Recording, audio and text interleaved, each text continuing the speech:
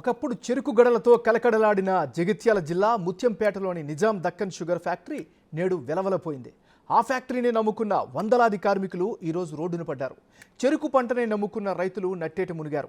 తెలంగాణ ప్రభుత్వం ఏర్పడిన 100 రోజుల్లో తెరిపిస్తామన్న గత పాలకుల మాటలు గాలి మాటలే అయ్యాయి. ఆ ఫ్యాక్టరీ నేడు తుప్పు పట్టిపోయింది.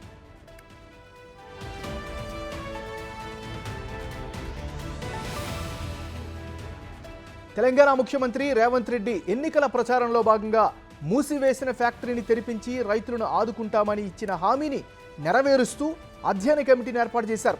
రేపు అధ్యయన కమిటీ మూసివేసిన షుగర్ ఫ్యాక్టరీ పరిశీలనకు రానుండడంతో ఇక్కడి రైతులు కార్మికులు ఆనందం వ్యక్తం చేస్తున్నారు. అధ్యయన కమిటీ పూర్తి నివేదికలు తీసుకుని ప్రభుత్వానికి నివేదిక సమర్పించనుంది. చక్కెర ఫ్యాక్టరీని తెరిపిస్తామనడం, దానికి తగ్గట్టుగానే ఇప్పుడు అధ్యయన కమిటీ వేయడంతో అటు రైతులు ఇటు కార్మిక కుటుంబాలు ఆనందంతో ఉన్నాయి. త్వరితగతిన మూసివేసిన షుగర్ ఫ్యాక్టరీని తెరిపిస్తే సంతోషంగా జీవిస్తామంటున్నారు కార్మికులు. మేము గవర్నమెంట్ ఉన్నప్పటి నుంచి పనిచేస్తున్నాం సార్. ఒక 45 రూపాయల నుంచి.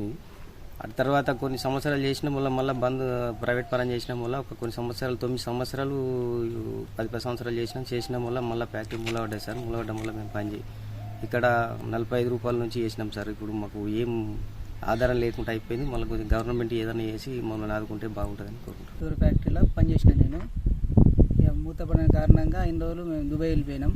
మళ్ళీ ఇప్పుడు ఈ కాంగ్రెస్ ప్రభుత్వం కమిటీ చేస్తుంది. రేపు ఆ తొందరగా కమిటీ చేసి మరి పురప్రారంభం చేస్తే మేము ఇళ్ళనే పని చేసుకుని ఉండగలుగుతామని కోరుకుంటున్నాం.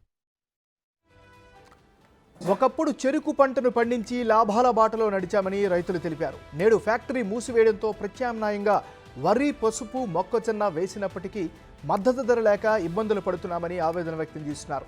ఫ్యాక్టరీ పరిశీలనకు అధ్యయన కమిటీ రావడంతో రైతులు ఆనందం వ్యక్తం చేస్తున్నారు. ఫ్యాక్టరీని పునఃప్రారంభించి రైతులను ఆదుకోవాలని వేడుకుంటున్నారు. షుగర్ ఫ్యాక్టరీ 2002-2003 ఆ టైంలో చంద్రబాబు హయాంలో ప్రైవేట్ పరమైంది. ప్రైవేట్ పరమైన ఈ ఫ్యాక్టరీని మన ప్రభుత్వమే నడిపేయాలని చెప్పి ఒక డిమాండ్ ఉండే. కార్మికులు దాదాపు 300 మంది కార్మికులు, ప్రత్యక్షంగా పరోక్షంగా దాదాపు 2000 మంది కార్మికులు దీనిలో పనిచేసేటోళ్ళు.